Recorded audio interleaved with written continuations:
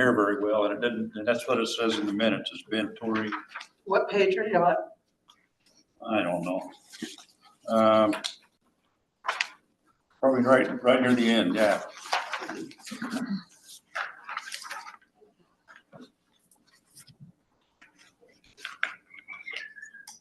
Got no idea. Okay. And the other is said that Jason Croft and Senator Lieber were going to visit Stabilization Center. And I have no idea who Senator Lieber is. Oh, yeah. So that happened yesterday. Senator Lieber is a senator out of the Portland area. She's also one of the co-chairs for the Joint Committee on Addictions and Public Safety, basically the committee that was responsible for the Measure 110 reforms. She's also, I believe, on the Ways and Means Committee, so she's a pretty influential senator within the legislature.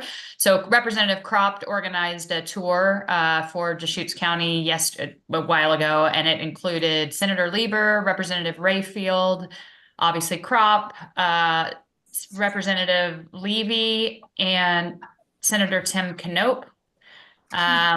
And then a group of community partners, because they wanted to tour the Stabilization Center, they wanted to hear about mobile crisis, and they wanted to listen to a discussion on what the deflection program is going to look like in Deschutes County. And that was led by the Sheriff's Office. So had a really robust group of people. The tour went great. They were super engaged. And then we made a tour over to the Taylor Center to hear about Rick Trelevin and Best Care's operations over there as it relates to the burn funding and all of the outreach work they're going to be doing, and their collaboration with the deflection work as well. So it was a really great tour and visit, and was going to be part of my update. So I'm glad you asked.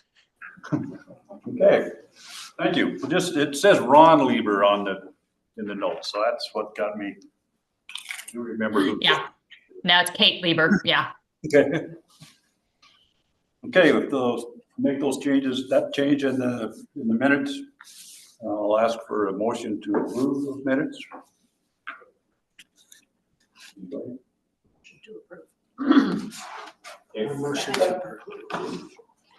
Okay, we have a motion from Julie and second from Michael Schultz. All in favor? Aye. Aye. Just a side note, I've been reading a lot of parliamentary procedure. One of these days I'm going to get it down. Just for fun. Okay. Holly, you want to go ahead with your report? We didn't really have a schedule on it, but we're getting something we need to hear. Sure. I don't have too much today. I was going to update you on what I just did regarding the legislator visits. We are also organizing. Commissioner Chang is actually organizing a group of legislators to come August 1st. This one is by invite only, and it is really specifically targeted towards the kind of lack of resources for youth with mental health issues in our community. So the lack of residential capacity, the fact that youth are boarding in our emergency departments, that's really the focus. And I think the hope is to really discuss with legislators the desire to continue to see the bill that was going through last session, to get some regional youth psychiatric facilities across the state, have that bill get reintroduced and hopefully pass this go around. And so we have Representative Sanchez, Croft, Levy, Knopp, I think a handful of others, sorry, I don't have it off the top of my head, as well as some city councilors. And we're looking to have a representative from NAMI and some school folks and family partners we've got those identified, the hospital sort of organizing the panel. And it's really going to be a panel discussion around the youth system of care in our area and the desire to have more resources. So hopefully get some investment from the legislature. And then the other update I have is just some changes that are happening within behavioral health, some really positive ones, I think. As you know, we've grown tremendously over the last several years, and we're really, we have several programs that have grown exponentially. Kara Cronin, who's in the room, her program in particular, as well as the crisis program. Those have both exploded in size and over the last couple of years for really good reasons. And we've really discovered a need to carve out our forensic services in a more intentional way. So we are going to be adding another manager, so that manager will be attending this group. It'll be our forensic manager, and it will oversee all of our forensically involved programs. So PSRB, civil commitment, aid and assist, mental health court, what am I forgetting? Residential, and I think I'm forgetting. The what? Jail diversion? Oh, jail and forensic diversion, yes. And so those programs will now all be under one umbrella, which is fantastic. We also had a really good move happen recently where civil commitment has been moved from county council to the district attorney's office, which is also where all of the aid and assist work happens. So it's really streamlining all of our forensic services to be under the district attorney's office, under one program manager, and really with an eye to looking for folks who might be falling through the cracks in either of those areas, and ensuring they get the specialized services that they deserve. So we're excited about it. It's going to be a little bit of a shakeup for our teams, but I think it's a really good one, and everybody's been excited about it. So that is coming. Thank you. Anything else? Okay, thank you. I guess we could now turn the time over to Jessica to talk. So a couple of, I guess it was last month or so, let me back up that introduction. So I was having a discussion with some of the board members, and we were talking about the bylaws and our vision and our purpose in the meeting. And it was a good discussion. And part of what rose out of that was an opportunity to maybe reflect where we're at. We're mid-year, and we had some deliverables planned and identified for this year. And so just wanted to take an opportunity to talk about that as a group and revisit that to see if we're on track, if we want to make some adjustments. So part of that was kind of led out of this, and I forget the name that we, decided on for our Transitional age representative. Okay, yeah, that's a lot of syllables, but good. Transitional age, I like that. We all agreed on that. So it came out of discussing what this person will be bringing, and that led us to looking at the RAC card, which led to a good discussion about what are we doing around our stated purposes and missions. So I wanted to go over that. And so I'm going to pass this around, and instead of you being responsible for bringing this every time, if you just hand it back, and we can keep a file of it and bring it so that we can review it as needed. So take that, then just drop it off and you drop off your name tag. So the reason that I had asked Dana to bring the bylaws as well is because perhaps as we're looking at the RAC card, we might have to then refer to the bylaws. So let's see. So I just, while it's going around, I'll read to you the, I'll read it to you because some of you don't have it. So basically, this RAC card was established out of the revisions of the bylaws, okay? And so our bylaws should reflect what's in the RAC card. And the RAC card is for purposes of the public. So basically, we identified as our purpose as Whatcom County, serving as a bridge of communication and advocacy between the community, the commissioners, and the commissioners to improve the quality of current and future behavioral health services. So that is what, and everybody had opportunity for feedback who was on the board at that time, was identified as our purpose. And then we also wanted the community that we wanted to hear from them. And we wanted to invite opportunities for ideas, concerns, success stories, questions, et cetera, et cetera, et cetera. And Dana worked, she did a lot actually. And one of the things that she did was develop a website so that individuals could actually come directly to us. Now here's the deal. Sometimes we do all of this foundation and nobody reaches out. That's not what I'm concerned about. My concern is that we have a foundation for people to reach to. Okay, so that was done, and people do use that email as well. So then taking a look at the second page, and this is where, after I read these, I can stop talking and we can start talking. I can stop talking and we can start discussing where are we landing on these, because it's the 7th month. So one of the functions is to listen and learn from people with lived experience. Share what we learned with the Deschutes County leadership and the commissioners, to support the strategic plan of Deschutes County Health Services, and to integrate the regional health improvement plan into the advisory board work, which I have to tell you is a really beautiful sentence. I got no idea what it means. Stay informed about and advocate for behavioral health legislation that significantly will impact our community, and work with regional partners and the community to apply our advocacy towards sustainable programs. So that is what we basically stated what our functions would be. And so that's where I'm thinking a good discussion would be for today. And then if we need to, but not to add too much more to it, but we might, let me see. Oh, I guess we don't have it, so I'll just leave it at that.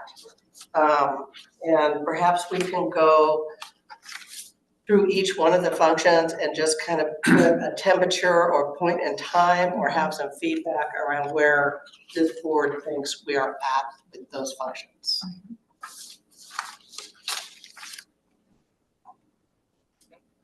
Okay, where do we start? That was my introduction that was my introductory sentence to discussion. So now I'm quiet. I have something. So if we're gonna go through these, listen to and learn from people with lived experience. That to me would be either a person who's living with mental health issues or family members. And as long as I can remember, I've never heard anyone come into the meeting and talk about their experience. So I don't think we're doing well on that one. Okay. So I'd start with that. We've had a lot of people come in and do these great presentations. Some of them are very long and very lengthy. There's a lot of information, but perhaps having guest speakers come in who are a little bit more succinct, and it's a shorter amount of time, but somebody who's willing to come in and talk about their experience,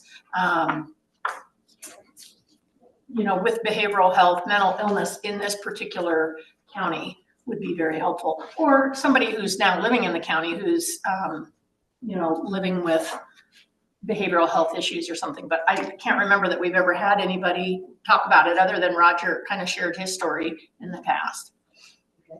I've got some things to say to that, but to kind of support that, but I want to hear from other people too. So other observations, go ahead. I have a question because I'm new on the board. And so the second sentence of this first function says then to share what we learn with Deschutes County Health Services leadership and county commissioners. And I know we have some health services leaders on our board that participate every month, but I'm not quite sure what that action item looks like what mechanisms are set. I know Patty shows up at the meetings when she's a board member and she participates, and as far as I can discern, she's going back to the other two commissioners to kind of relay things, but I don't know what that looks like. I do feel like this board, we ought to perhaps consider a rotating attendance at the commission meeting so that we're representing the function that we're supposed to be serving.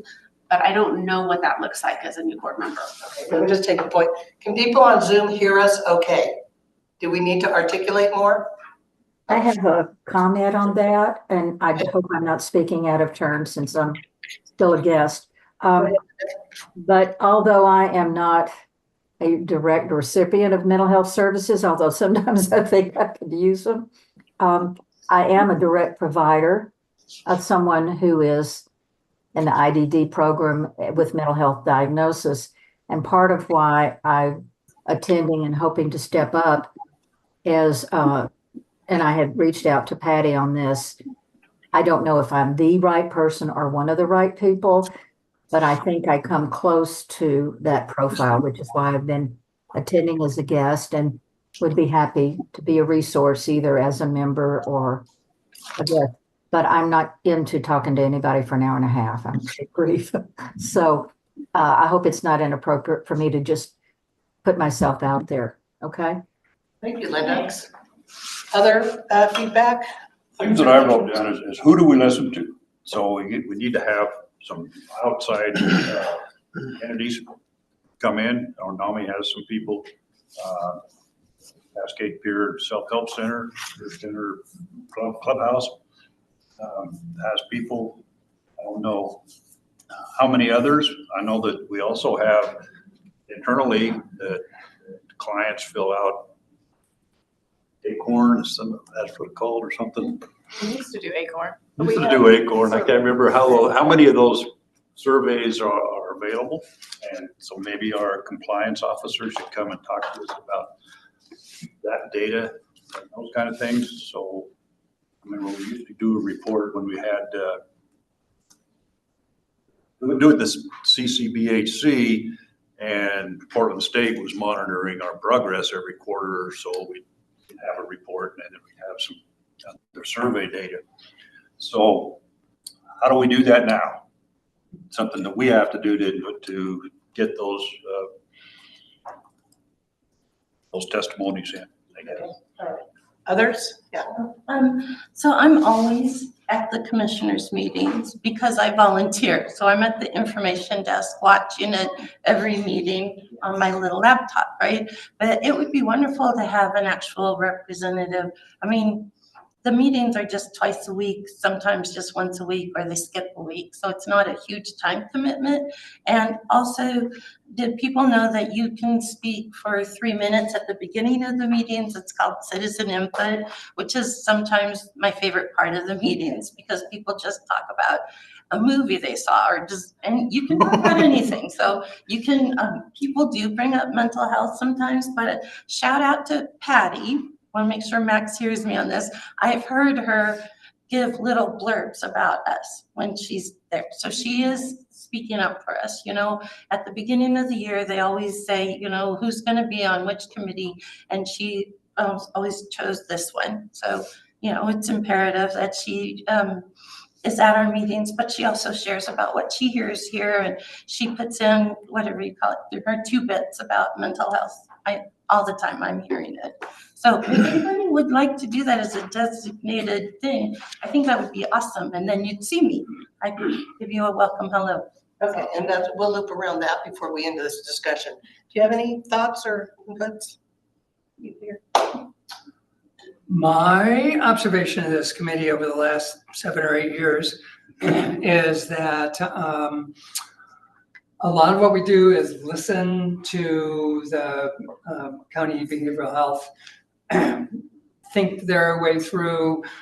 People try presentations out on us to see what they, you know, how that goes. And so we've served as a good set of listeners. We rarely have had people show up who are involved in any way in the behavioral health system, especially people who are the clients. So that I think would be a nice addition to what goes on. And then your point that maybe we should think every once in a while about what we're doing and then decide how our stated goals in reality are congruent or not. So that's my 2 bits. Okay. Anyone else?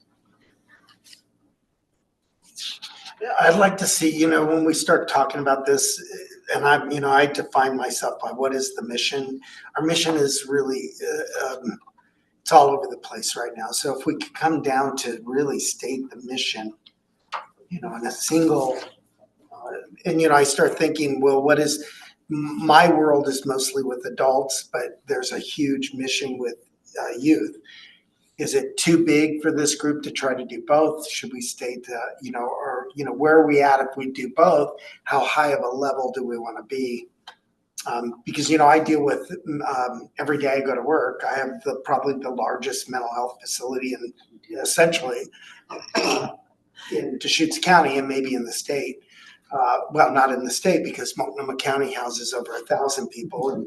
And I know there is 90% of individuals either have mental health or drug abuse issues that come through my door.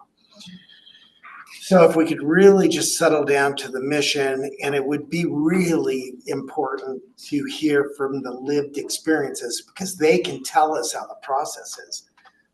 You know, I see the process and I talk to individuals that it helped them, it didn't help them. I have mentors from Best Care and from Ideal Options that come into my jail all the time. I try to get feedback. But really, if we're going to provide information, the ultimate goal is to provide information to the commissioners, right? Where they're going to fund it, and maybe to the state. And that's where, Lorelei, you talked that would be the time where, you know, once every 3 months, we send one of our committee members to talk about our program, to say, this is where we see what we need and what we think money should go and our resources go. But I think if we settle on the mission, it might give us a better, I like these functions though. Okay, and just for, when we did the bylaws, and then I want to say a little bit about what I'm hearing back. Dana, did you want to say anything about this? And Holly. Don't be shy. Holly will hop in there if she wants to. So, when we were doing the bylaw revisions, Janet said, and encouraged us to kind of think out of the box, because we did not have the same constraints as other boards would have. And so we, and that included Lorelei, Christina, me, Dana, did a lot of the support for us, Roger. And if I'm missing anybody, I apologize. And so instead of a mission, we came up with the purpose, which was that bridge of communication and advocacy between community, et cetera, that I just read. But I want to just share something with you. It's so important with lived experience. I'm going to give a quick example of a million examples I've had in my career. So I was running this system of care, and I happened to know this kid when he was 3, and I was a social worker, CPS, blah, blah, blah. He comes in at 23, opiate addicted. And we had this video in our lobby that a provider had gotten a grant for and had developed, and it was all about harm reduction, and it was all about opiates and how to access treatment. And I love this kid because he says, you know what people do, and he's on the street, he's talking to other people that come in this lobby. He says, you know what we do after we come here? And I say, what? He says, that makes us want to take a big old fat shot. And us providers, we were so proud of this, you know, it's harm reduction and people are gonna wanna go get treatment. He says, you got these big old veins in this thing and we just wanna go take a hot shot, not a hot shot, but a big shot. I never played that video again. And you know why? Because somebody trusted it, of course, you know, somebody told me, this is like so ineffective. You know, from where you sit, you might be all happy about that. And from where we sit, we got real triggered. And so I do believe, and now I'm going to give my personal opinion, that we fail in this function. We don't just not do it, we have failed. And it is important for people to come to us, but it's also important for us to go to them. And we need to, I would like to see, and I'm just going to put this out there, when I first became a board member here, I offered to put together a tour to go see the providers, because my career is in Sacramento. And I can tell you from 30 years who our providers are. I can't tell you that here. A whirlwind tour. 3 people showed interest. I was the only one who took myself out there. That told me a lot about this board. I've been on this board for 2 years. I want to be on this board, but I got to tell you, that told me a lot about this board. So I took my little, and I went to the stabilization. I didn't go see you, even though I probably would have wanted to, because I know you're right there, but I didn't. I went to some of the providers. Some of the providers didn't even call me back. So I did not have the voice to get through the voicemail, right, to get the call back.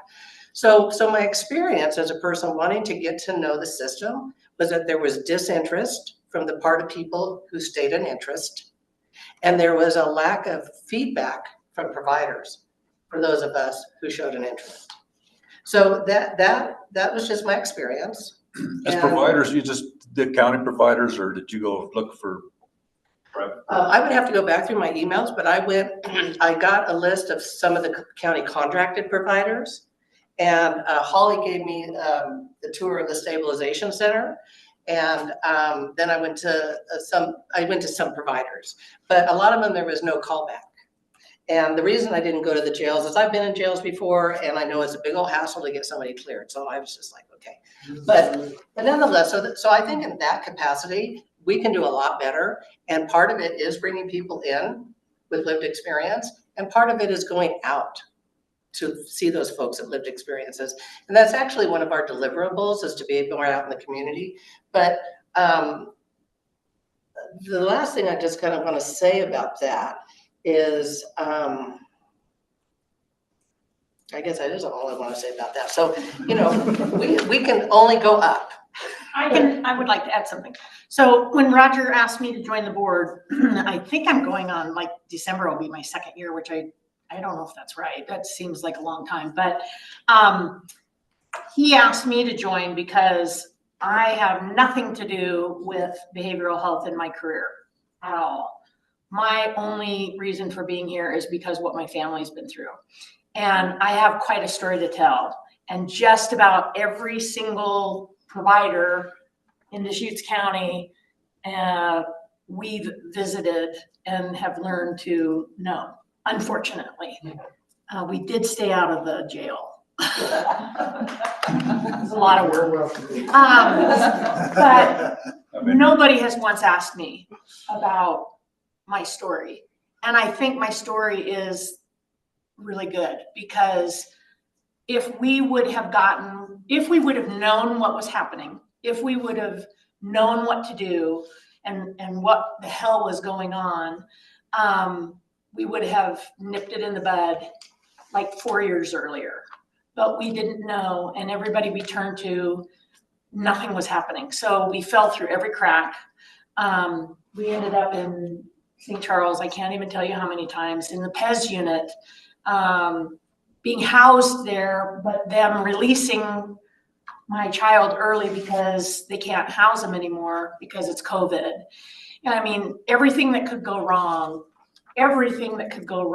has gone wrong with my child, and nobody has asked. And I thought it would be helpful information. I looked to Holly and the behavioral health in Deschutes County and the crisis center, which we visited several times. It was brand new. And the cops that came by our house, and the teams that came by in their vests and stood out on our driveway. But when we go around and we have these announcements and somebody says, I'm a board member and I have a kiddo who is using the services, let's hear their story. Let's hear all the board members' stories, because supposedly, the way it was explained to me, was 50% of the people on this board are supposed to have a connection with their work. And 50% of the people on the board are supposed to have real life experience. Melinda is an example of somebody who has both, because she's been my best friend forever, and she took care of my family. She literally took care of us when we were unable to get up, you know. So let's hear from the people who have some stories to tell. And there are some real successes more recently, and there are some real failures. So when I hear the programs that Holly's doing and the things that she's doing in behavioral health, and I mean, I'm so happy. We've passed that time frame, but you know, we're out there trying to help other people and direct them to the right folks. You know, Julie, you said something so important. And so I was listening to you about nobody asking your story. And I think that part of the community, and correct me if I'm wrong, Holly too, part of that is that for research purposes or compliance purposes, Dana does keep what our piece is, if we've lived experience or whatnot, but that is confidential. Sure. And so what I was thinking is that when we onboard people, which is something that we can do better at, but we do have a process, when we onboard people, we can ask about their comfort level, and I want to make sure I stay on my time, because you know you need to stay on time, but to ask their comfort level for sharing theirs, because it can be a tender thing, right? But if we just ask, then somebody can say, no, it's a little too tender, or yeah, I would like to. So maybe that can be part of, if they have lived experience, if they're willing to share it. That way, it doesn't have to be like, I've met your son now, right? And I see who he is today, but that's not something that I would just go and share common knowledge. Right. Because that is a conversation we've had, so that's wonderful. And the hope would be to explain to everybody that it's what happens at the board stays at the board. I mean, I know that a lot of people get the minutes and those kinds of things, but the hope would be if somebody wants to feel comfortable sharing their story, and a lot of people won't, but those that want to, it's just like, we will keep this, Sacred. sacred, yeah. Well, it is a public meeting. Public meeting. Yeah, I know that. I know it is a public But we meeting. can tell people that too. Yeah. Share what you're comfortable. Yeah. So, I have 5 minutes left. We've gotten through 2. I wanted to see if, and this can be on the agenda next time too, because I think it's important. And it goes directly, and I really want to thank you and Melinda around bringing these up as we discussed, bringing on a youth person, because this stuff percolated up. But perhaps we can do some greater effort at what I forgot that I wanted to say was that this board and Roger and Holly has done an excellent job in bringing to us the resources available and helping us understand the resources from a professional perspective. So I don't want to minimize what has been brought here. So I wanted to say that and I forgot. So I do want to not minimize what has been done, but now focus on bringing in people or going out to people and then bringing their stories back. Because I'm very comfortable in a jail. I'm very comfortable in a psychiatric hospital. I'm very comfortable in an emergency room. I'm very comfortable in a rape crisis center. There's really no place you can't make me comfortable. So I have no problem going out. So, and then maybe we can also today take a look at having somebody volunteer for the commissions, because that could be 2 things that we can wrap up the 4 minutes and have some good, honest discussion and a plan. Anybody interested? I prefer to see it rotating. I mean, if everybody wants to go all the time, or if there's somebody that could, I don't know that I can go 2 times. Is it really 2 times a Well, week? it's free for one thing, so let me just plug that. And people are welcome to come for as long as they want to stay. It's also online. You can just watch it on Zoom and take notes and everything. But I'm really going to press that citizen input, that anybody can show up, right? And just talk about whatever you want, and share a story or spur people on. You can go online to shoots.org/meetings and watch old meetings to acclimate yourself to it, and sometimes there's nobody in the audience and sometimes it's a packed house. And yes, it's Mondays at 1 upstairs in the Allen room. It's a smaller room than this room even. Upstairs, no, The commissioners, okay. no, administration services, 1300 Northwest Wall. And then on Wednesday, it's at 9, except for next week, it's gonna be at 8. And it's a pretty packed agenda, and that's downstairs in what we call the Barn Sawyer room. What about the one that happens on Fridays mornings? That's just the different committee things. That's a different ball of wax. But I do want to say, I just want to piggyback or whatever doorknob. I've been to the stabilization center twice just for fun tours. I thought we were just supposed to go on our own steam. And I just want to, shout out. It seems wonderful. They were so welcoming. My daughter, who's studying to be addiction counselor, right? She wanted to go. So I went again. And as I sit there at the county office, we have what we call characters come in. And so Holly's given me a bunch of those little trifolds, right? So I'm handing them out all the time. And maybe we should all carry them, right? I'm just like, just an idea. If this is a nice place, maybe you could go, right? So anyway. All right. Sorry. So to honor my time, I would like for next month's agenda is to have attendance at the commissioners meeting on the agenda if we could, with not overthinking it. And this month, people can decide, what can I go? What would a rotation look like? Would it be like a month or would it be like whatever? And then get that into action, because I want to honor our time, because I start on time and end on time. And we can stay with those 2 and then work through our functions to see. But I want to say, I think that this was a good conversation. I hope it was a good conversation for others. One thing I'd like to add, just to make sure that this gets done is if we could have a form. And so next third Thursday or next third Friday of the month. And the form goes around and it has 6 commissioner meetings on it and the times and the location and then 6 slots. And you sign up if you can. Don't sign up if you don't think you can make it. But by doing so, you get to pick the time that's best for you. And we have somebody who's committed to going. And then that person at the next meeting, at the very beginning, gets 5 minutes to just talk about their impressions. Beautiful. Can you add something Give that as a that, takeaway for me.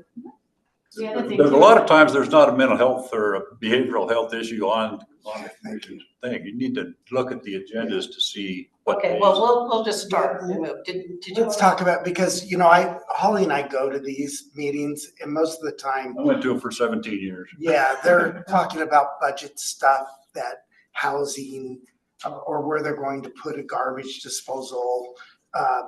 So we gotta be real careful. Okay, so how about- wasting time. Roger, would you be willing to have a Zoom conversation with me to talk about massaging this a little bit more and then potential Yeah. form and then more discussion? I really think if we do that, we make it a purpose, it's a plan thing, because much Yes. of the agenda doesn't address anything. We'll get invited, Holly and I'll get invited to sit there. If we know they're talking about us, we're gonna sit in I this. like that, yeah. So I think we don't do it just to show up, we do it with purpose. And our purpose is we wanna talk about something we have learned here. Yeah, and then so perhaps maybe in my follow-up is going to be, how the heck I learn what's on the agenda for the next thing, so we can put that in. So anyway, I hope this was a good conversation for folks. For me, I spoke from my heart, and honestly, I hope people felt the same way. Thank you, Julie. We can also do the thing about asking people in their interview if they're comfortable with sharing their lived experience so that people don't feel like we're doing a no-talk rule or that we're busting their boundary for privacy. So that's it for me. Thank you, guys. Thanks, Jessica. I do usually scan the agendas of those meetings, and sometime during the week before this meeting, I go in and pick out the ones, Holly's there, or Janice is there, and Schultz occasionally. Anyway, I didn't do it this month, but. Okay, Cameron, I'm sorry. I didn't know that your hand was up, but we're about ready to finish this Cameron? agenda. Do you want to say I'd love- something? Yeah, I'd love to just say a couple things. Thanks so much for the team who's been working so hard on the bylaws. I really appreciate the energy and effort on that. And I do want to speak a little bit on what Lorelei was mentioning, and then Jessica, your thoughts on, I think the tour you mentioned, the visitation. And one thing I do want to point out that a lot of folks who've been on this board have a significant amount of lived experience and professional experience. So they've already, I've been to the Stabilization Center a couple times. I've been to other different providers and gotten to know some of and not only work and personal, but I think we can't neglect that just because folks didn't respond to go on an organized tour, or that folks haven't already experienced that over many years, getting to know the resources in Central Oregon. And so I think that just kind of is embedded in many people's experiences and what they bring to the table here. And then also one thing I wanted to mention about and I think Captain Schultz mentioned this, about the using time wisely of board members for attending meetings versus attending commissioner meetings, that I don't know if that is the best use of time, but also being a little bit more in the loop on what agenda items are, if it would help, if there's something on the agenda for behavioral health or mental health supports, that it would help that a number of us show up. I am happy to do that, but I don't know if it's the best idea to just have somebody regularly going, unless there's a purpose. And then on that note, and I think Patty had mentioned this a while back, that if there are letters or other ways we can engage in advocacy, I would love to move to that next step. It's been great hearing about all the resources, and I learn a lot when I come to these meetings. But I also think if the power of numbers, if there are other ways that we can be engaged in advocating. And the one that keeps coming up month after month, year after year, is getting more child and youth supports residential facilities in Central Oregon, if any, and how we can help do that advocacy work. So I'm really open to that too. And in addition to attending meetings when it seems like it really would be appropriate. Thank you. Thank you, Karen. Holly, you want to pop in there?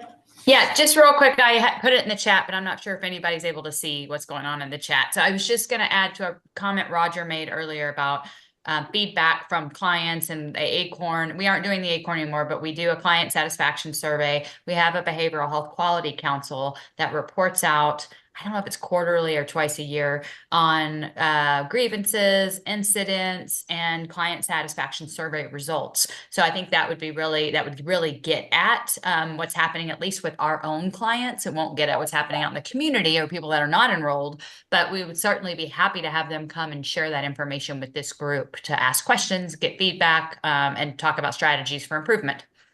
Perfect, thank you. Okay, anything else on that subject? Hand it back to you, Roger. I might add some more later. Let me get a letter from you. Some things that I had a lot of stuff. Oh, we're going to get through all those different functions. Well, I'm 5 minutes over my time. All right. Yep. I want you to know at home, I'm type B. In meetings, I'm type A. Yeah. This is great, actually. Beautiful. So, And the picture on front is yours, isn't it? Oh, no, it's not. Okay, anyway, Melinda. yeah, pass it on to Melinda. All right, so I don't have a whole lot, so going over time is fine. I really value this discussion, and I really hope that we can continue this because I think we're all here because we want to make a difference. And there's a lot of work we can do to impact that. Since there were only 6 board members at the June meeting, I thought it would be worthwhile kind of recapping some of the discussion and some of the decision points on bringing on a youth, transitional age representative is that was one of the decision points. We decided to start with one person, and I think the consensus was that we're shooting for that age of 18 to 21 year old person. We had a discussion about whether we should be focusing on, say, college students like through COCC or OSU Cascades, or focusing on somebody who has a lived experience that can share with us. And we had a really good conversation about that. I think where we landed is that we're going to open it up to either or both. If we do find a college student, then hopefully that student would have some lived experience to share with us and to inform their work with us. But I think that's where we're going to go. Obviously, going through a college makes it a little bit easier maybe to market and recruit because there's some built-in structures for that. But I think what we'll, we're going to, that's kind of where we're landing for that, rather than there was some conversation about having a high school student, but we feel like, I think the consensus was that there's some barriers to that, transportation and scheduling and some other things. So it'd be start in the fall, 1-year term, the term of school, or 9 months or 12 months, whatever works for that, whoever we find. The title, we talked about that, and we landed on the transitional age representative. And there was some resistance to using the word youth in there, and so that hence the transitional piece to that. We talked about assigning 1 or more of our board members to serve as a mentor, maybe on a rotating basis, or having as one mentor. And I think the consensus was that having one mentor as the go-to person for that transitional age representative would be the best. However, it would be great if in that mentorship there was a real effort to try and introduce other board members on a more personal basis to our youth transitional age representative. So probably not rotating members, but I know Julie has volunteered, although she's taken on some additional commitments. Just recently, Lee Butler also volunteered, and so I'll be working with them to kind of tease that out a little bit.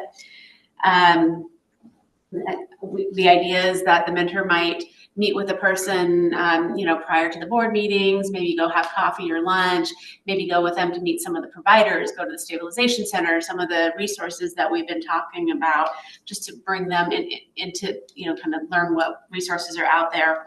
The expectations of the student, we would like to encourage the transitional age representative to engage in other community involvement where possible, maybe join other boards too. So one of the things is to try and encourage this person to become a very, participating member of our community. They would attend our board meetings, and they would come prepared to provide input based on their personal experience or information that they have about resources if they're in a school environment.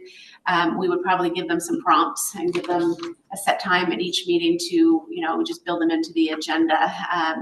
So they know what to talk about. We would encourage them to attend 2 to 3 commission meetings and the conversation about checking the agenda to make sure that it's a worthwhile, exercise of time. It makes a lot of sense to me. But I do think having our presence at those meetings when those topics come up seems important to me. And then to attend maybe two events out in the community that relate to the work that we're doing. We talked about doing a joint venture with NAMI, and NAMI is very interested in that. But we talked about this first year at least that complicates a situation where we need to kind of evolve into this experience on the board. And so we're going to decline to do that. But we did talk a little bit about maybe behavioral health being able to provide a bit of a stipend, maybe in the $500 range, or maybe we tie it to their meeting attendance.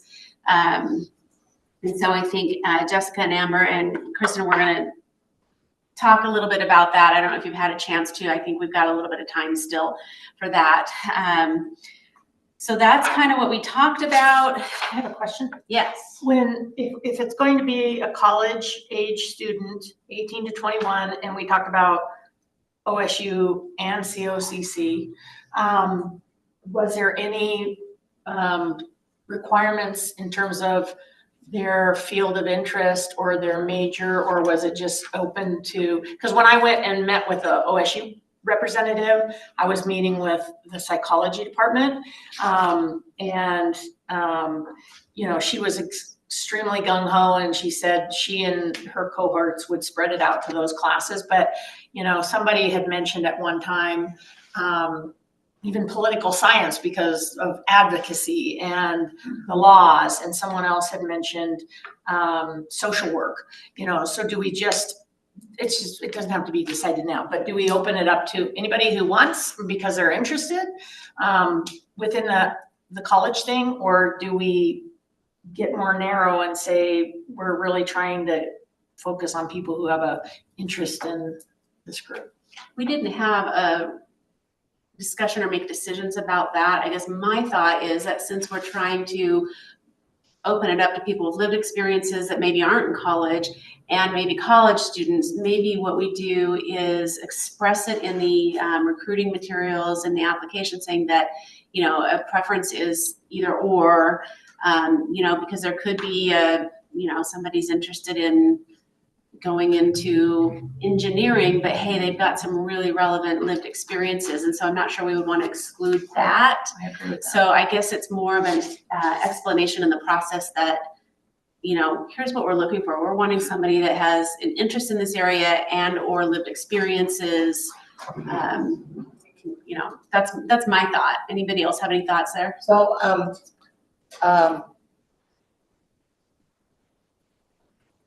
my thought is that this is a new thing and it can evolve. So done might be good for this year. Like if it does turn out to be somebody that you've connected with in the psychology department and we get somebody from that, that's year one.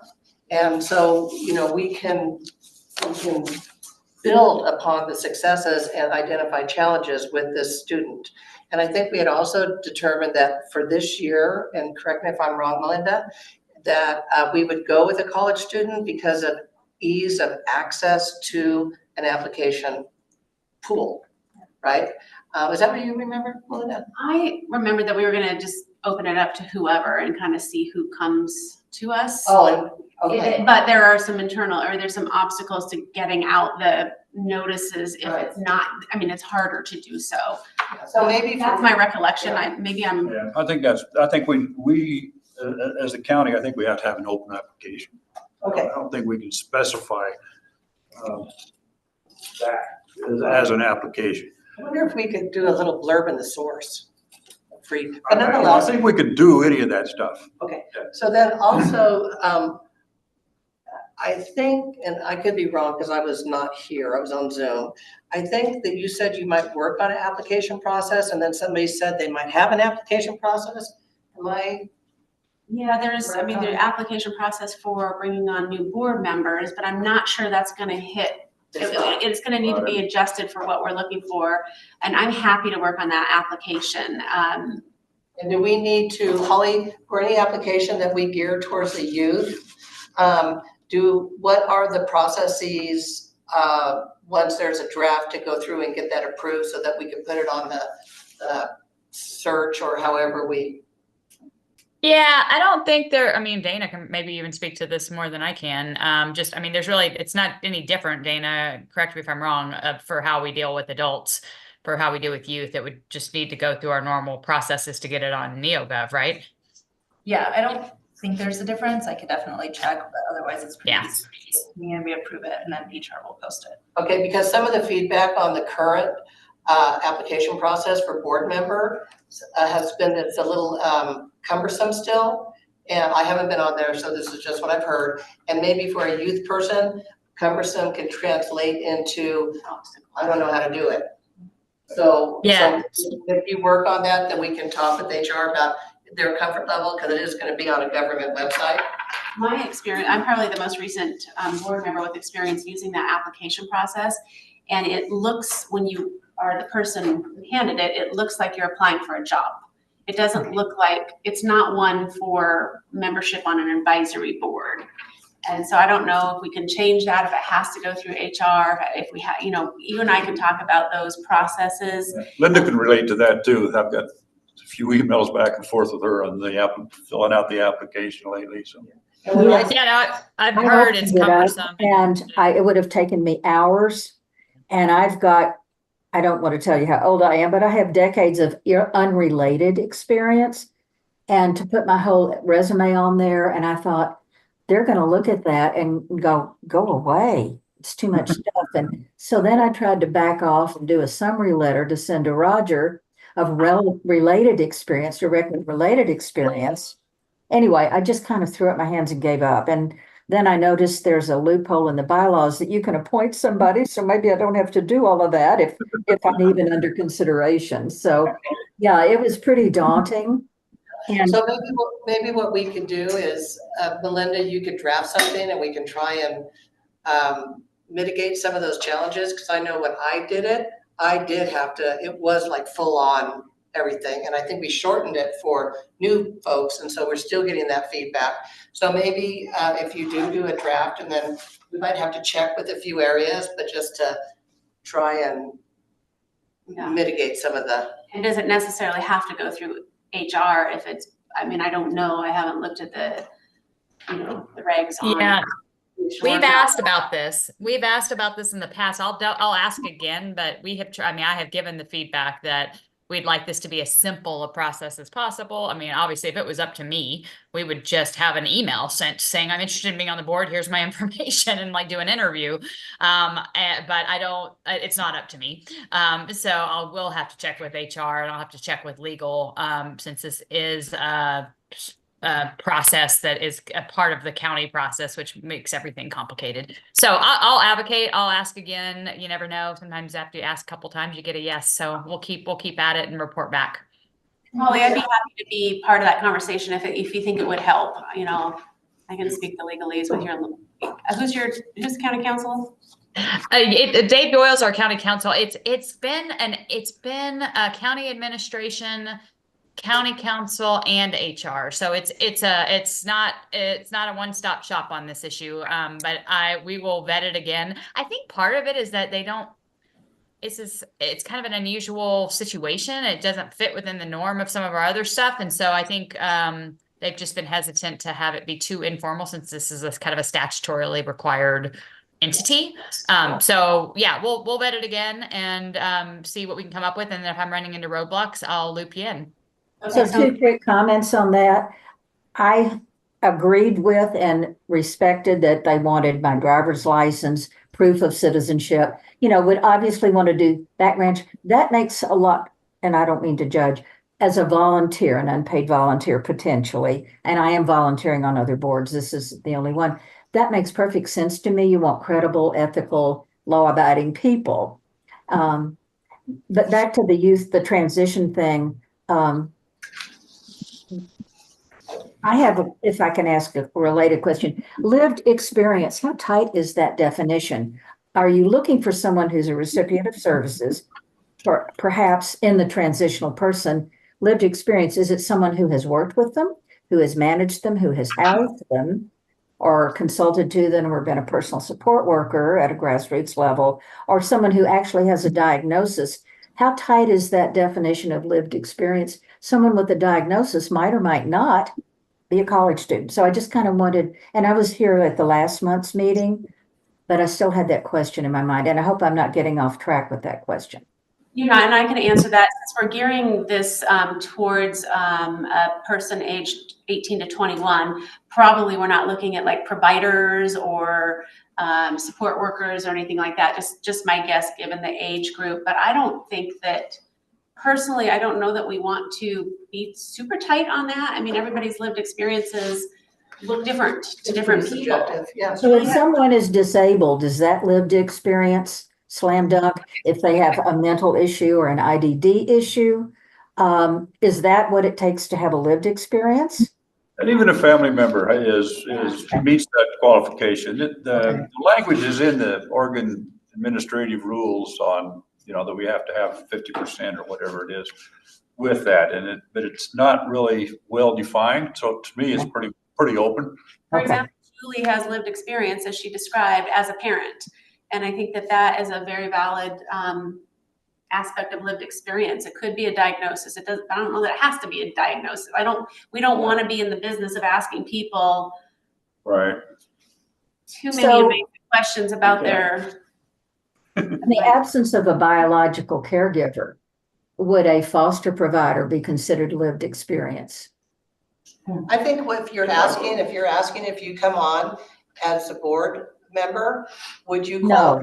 No, I was just talking about the transitional person you're looking to. Well, I don't think there's a lot of foster parents that are age 21 or below. Well, that's why I'm asking the question. So if somebody's in the 18 to 21 target range, lived experience, would it be a sibling? Because it certainly wouldn't be a parent at that age. 18 to 21, it could be a person who's been diagnosed with ADD or depression or had a suicide attempt or something like that. Yeah, or a sibling or a parent. Yeah, we already defined it as somebody that has an interest in or has lived experience in. That's pretty broad. Yeah. So they could have a lived experience as a personal support worker. Yes. Okay. If they're under 21 or younger, so. Yeah. Okay. I wasn't trying to stir that in with my personal question. Had that as a side question, really. So, Christina. Can I say, I have 3 quick things to say about this. First of all, you can add me on that mentorship thing for this. Oh, nice. It's Lovely. excellent. And then number 2, St. Charles has access to I think it's 1,000 students it's so many students every year that come into the health system as interns from COCC from all over the place. And so if we decide to come up with some kind of one-pager advertiser flyer thing about this, I hear the application discussion and that may need some more work in the future. But if we come up with a flyer, then we could post it and I can, socialize that throughout St. Charles. And then my third thing was I just thought of Max in terms of your internship experience. And maybe you might have some input for us of how your process has been. And I see you paying attention to this discussion and I don't want to put you on the spot. No, of course. So definitely what you guys were talking about with lived experiences being very broad. I know a lot of my friends applying for internships were very concerned that they didn't have enough, real world experience with, a title of a position. But like you said, it could be a sibling, someone that really witnesses things firsthand and can give a perspective of someone that's younger. I think that's very valuable. I completely agree. Thank you. How was your application process? So I didn't really apply. I sent a long letter to Commissioner Adair last year and said, kind of gave what I'm interested in, my qualifications, and that I was really interested in helping the community and that I wanted to help her. So it was more informal. But I think that flyer and pamphlet being very concise is very important for people my age. I'm 20. With the QR code, probably. Yes, a QR code, things online, somewhere to access, like some type of website, social media, or something that would get them more interested in the position would make it better for in terms of an application. Something very simple. So yeah, hopefully you guys can work out something that's more simple on the application part. And long applications are a deterrent, I would say. Random fashion. You know what I was thinking, Melinda? Linda said that somewhere she read they could be appointed. So maybe we can bypass that whole application piece, get the information out and appoint the person. We still need a process for selection. Well, that's true. Yeah, I'm hoping that we'll have multiple people. I don't know that we will the first year realistically. And so, yeah, and I'm curious, if you didn't have to do an application for your internship with Patty Adair as a county commissioner, then I'm not sure why we would have to do. That's what I'm thinking. Yeah, a whole more, Yeah. hoops to sit on a volunteer board when this person isn't gonna be a voting member and making any decisions. So I have a copy of the bylaws here, revised March 2023. I actually read them. And it's in Article 6 membership, Section 2, Item 2. The board may appoint other ex officio members as appropriate. That's ex officio, so that's a different category of Yeah, membership. ex officio or non-voting. Okay, This could All right. be, I mean, this could. I think you just got that right Yeah, there. I think that, Thank you, Linda. yeah. So maybe we could go that route, and that would lessen some of those county ways we can way down.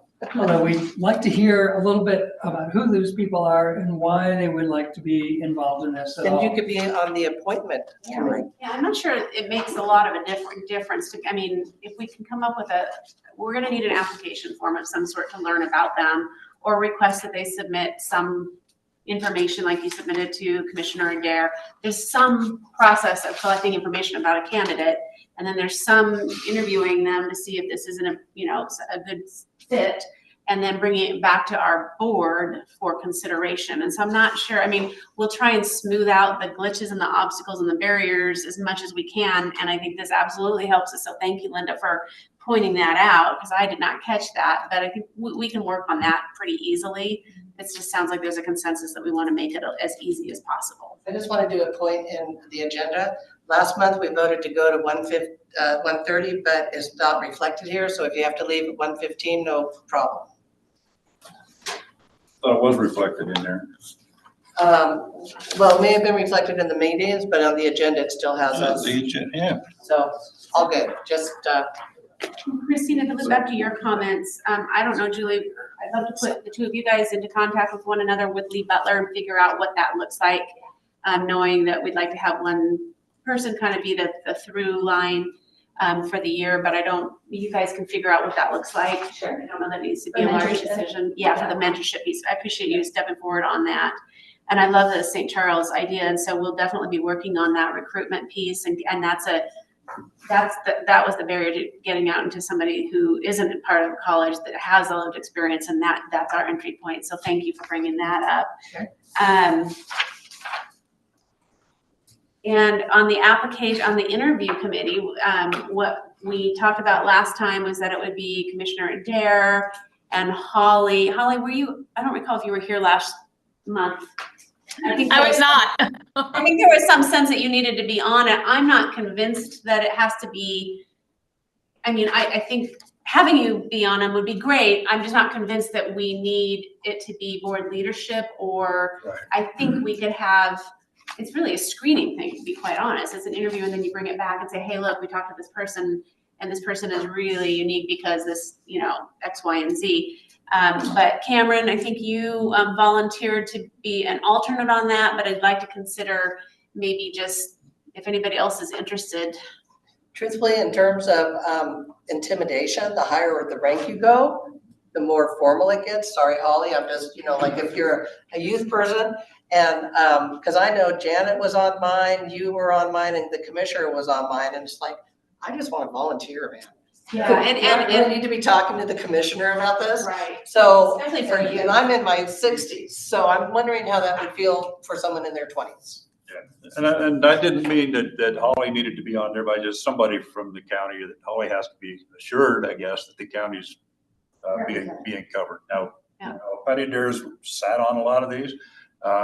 This is the first, she's the first commissioner that has attended these meetings since I've been on this board for 20 years. I don't know. It seems like.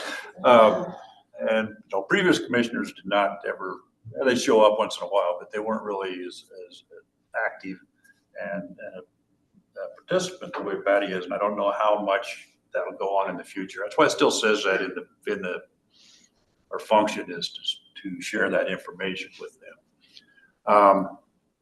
But I don't have to be on that. I'd like to see the board, other than leadership, take on these new people and stuff, and just have a little more. And I don't think oh, sorry, you weren't done. Is that okay? There shouldn't, you mentioned a stipend, and I think it better not, because they're gonna have a mentor, and I don't know, whatever they need, but what if we get 2 people or 3 people and only one of them gets, you know what I'm saying? So I would rather have somebody who's a volunteer actually comes of their own accord. Do you know what I'm trying to say? Rather than being paid for it. Well, it's a stipend. It wasn't paying them for it. We want to make sure that they've got enough money to cover gas and transportation to get to the meetings. Sure. We want to reduce the barriers because people, I guess I'm stereotyping a little bit, but if we're looking for people with lived experience, it could be that they're in a situation in their life where they don't have as much support around them to enable them to get here. And so it was just kind of more of in my view, expense reimbursement rather than a payment. It started out with like maybe a scholarship, but we're not going to go and give credit or work with the schools to try and give credit. And as far as doing multiple people, having done this work with Julie and Jessica now, I think we need to let this program evolve. We start with one person and we will quickly learn the changes and adjustments that we want to make. I don't want to put it out to 2 or 3 people. I mean, I suppose if we get a whole bunch of people and there are 3 people that are just shining stars, then maybe we come back to you guys and say, what a happy problem. Yeah, what a happy problem. Right. Awesome. And we can address that. And we were realistic too, that we didn't know if we were gonna get very many people. I'd be happy if we got one really interested person, but we just don't know what kind of enthusiasm we're going to get for this. And we've got a time crunch. We've got to get this thing done in August. I mean, there has to be some meetings because I'm supposed to go to these people at OSU. I haven't even contacted COCC and say, here's the information. And then they got to roll it out in the fall.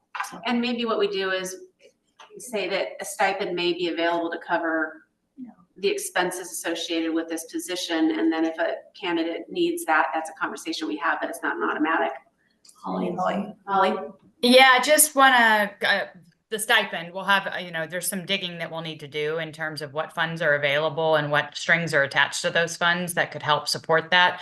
Need a sense of a budget, need to make sure, what the overall cost of that would be. Just so that we, because any funds we're using, we're pulling from something else. There's no identified budget for the Behavioral Health Advisory Board. So we had talked about it, and it was only for youth, so it wouldn't be for other people. It would be for the youth specifically, because we did talk about that. And then I think that Cameron had stated that in general, stipends tend to be about $40 per meeting. So So that would be 12 times 40 minus a couple times a year we do not meet.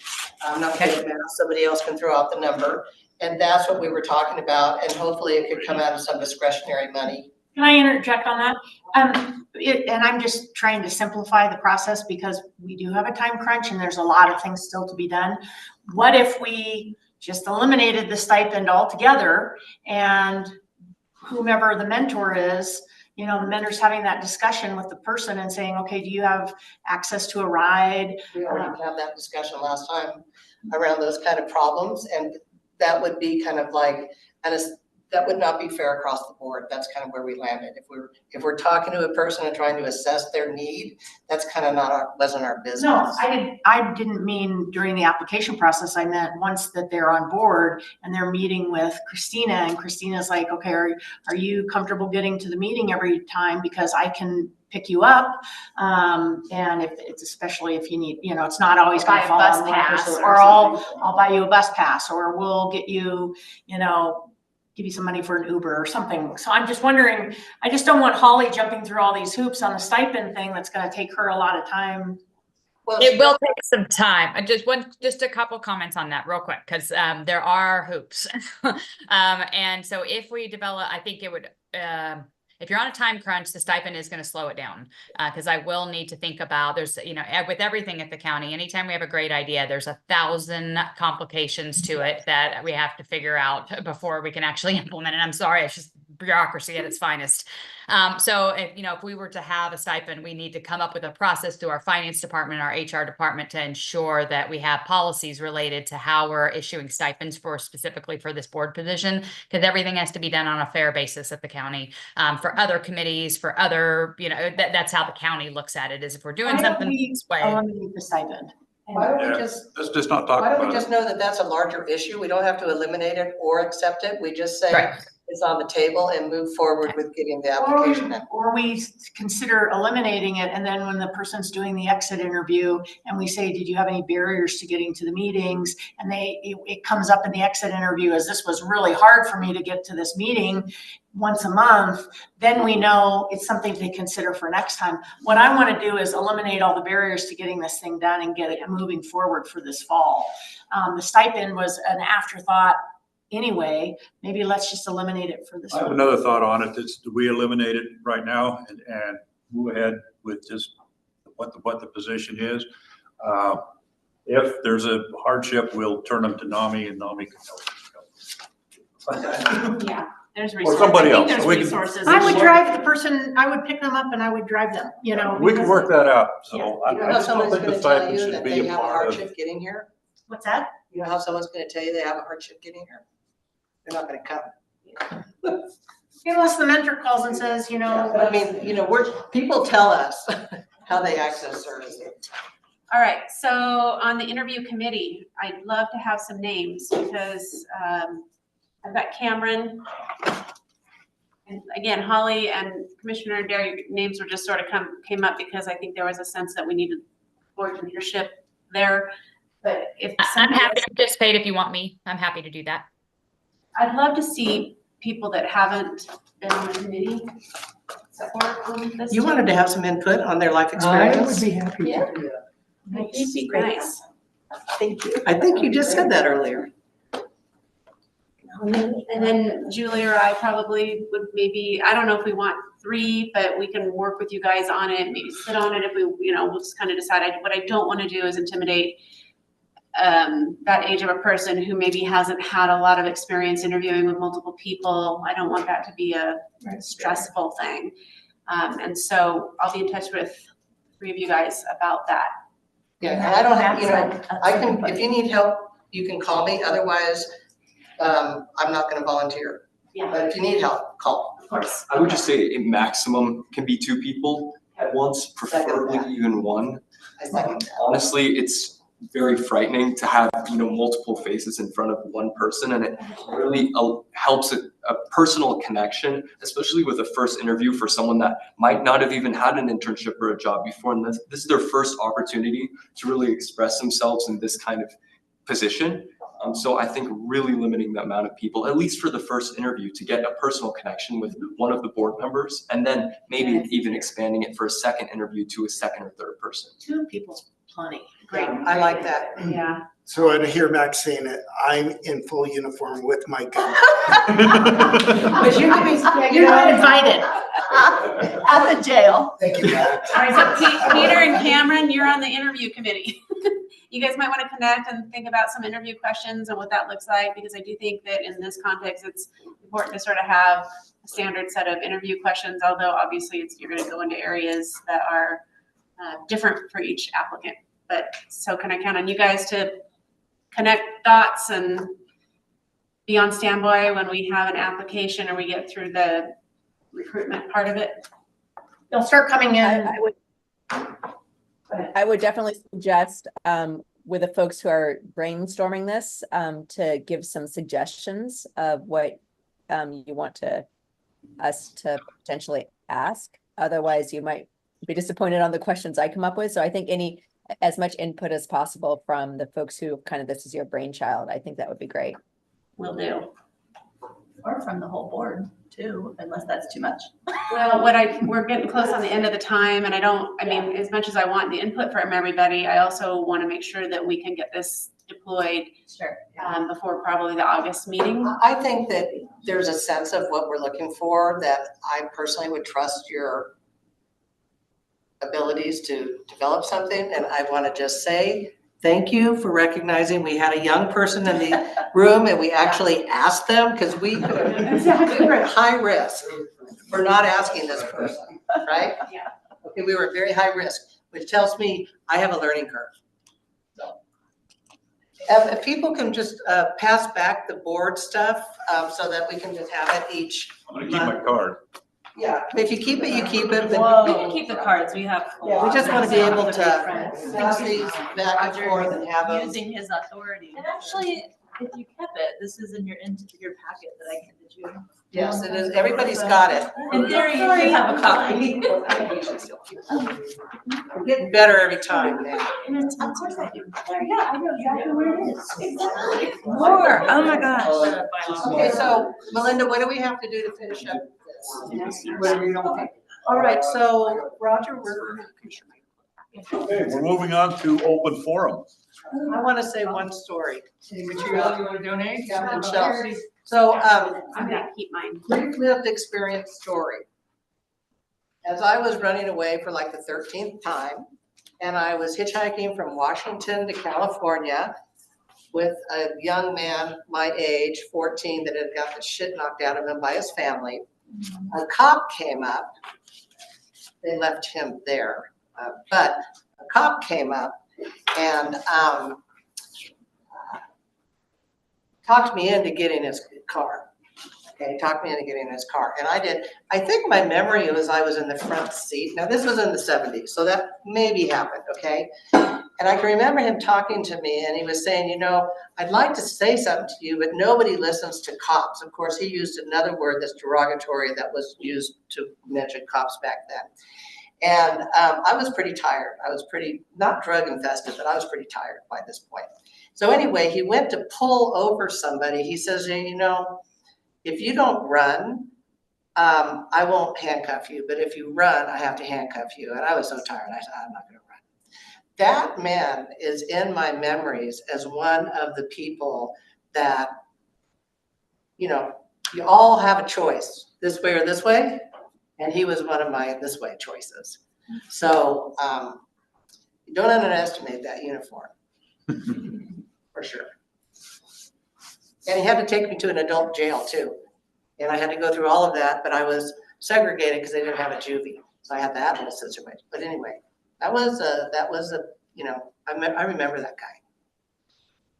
So anyway, that's my story. I have a little something to throw out if it's, I'll keep it to hopefully 60 seconds. Both of you on the interview committee, I'm assuming you've already or will come up with a list of exactly the attributes you're looking for ahead of time, and then tailor some questions that can be consistent across candidates that would drive learning about those attributes so that there's a level playing field on how the people are considered. You know, you might get 45 people. That could be exciting. And so that's my thought on that. And then when you compare notes on the candidates, you've got data and interview information that's consistent across the people that would help you compare them. And that's a thought for you guys. Okay. Next, anybody? Good meeting. Yeah. I love this discussion. Loved it. Cameron, Notes all around. I didn't say anything, but thank you. Or was there a question? I was just gonna respond, maybe you didn't get my email I sent you just before the meeting. Oh, I just opened it actually. Same, thank you. Anyway, Cameron asked about, right at the end of the last meeting, it's in the minutes, and shared an email last couple of days about this, Public Health Advisory Board gives out the Health Hero Award each year to a person and another one to an organization. And Cameron suggested, why don't we do that? And I think it's a great idea. For a number of years, I have submitted names for that, but we don't always get asked by public health whether we should. Like, I didn't even know it was happening this time until Cameron mentioned it last time that somebody had just got that. So I just, it fits in with our one function of being more recognized in the community for the advisory board. So I don't know if that Health Hero is actually a health services thing, or if it is just for FAB. Maybe Dana can look into that for us and find out what would, if we wanted to do this. Yeah, we can. So one of my other careers is to be on the Public Health Advisory Board, although not this year. And it takes a lot of leadership time, which I wouldn't volunteer you for unless you really are aching to do it. But perhaps just as a routine thing, getting the timing right, we could discuss if there's somebody we want to propose for that. Should we put that on the agenda for further discussion? Sure. Get a little more background information, and I'll talk to Tom about the process. Because, I have at times he's asked, he says, do you have anybody from BHAB that you'd like to promote? And I've given him names over the years, very inconsistent. Thank you, Roger. I'm sorry, my mouth was full when you said my name. But on that, I think it's actually nominating providers in the community, but maybe just getting some more clarity on that, and I'll ask too, but I don't think it's folks who are on the advisory boards. It's like the person who won the award in June, she was nutrition services for Ben Lapine School District. So maybe some more detail would be great. Thank you for somebody from community, from the health department, and nobody from the board. It's one of the rules. Okay. Are we good? Gavel us. Okay. Gavel us out. I've been watching some parliamentary procedures, so I need to ask for somebody to make a motion to. I so move, it is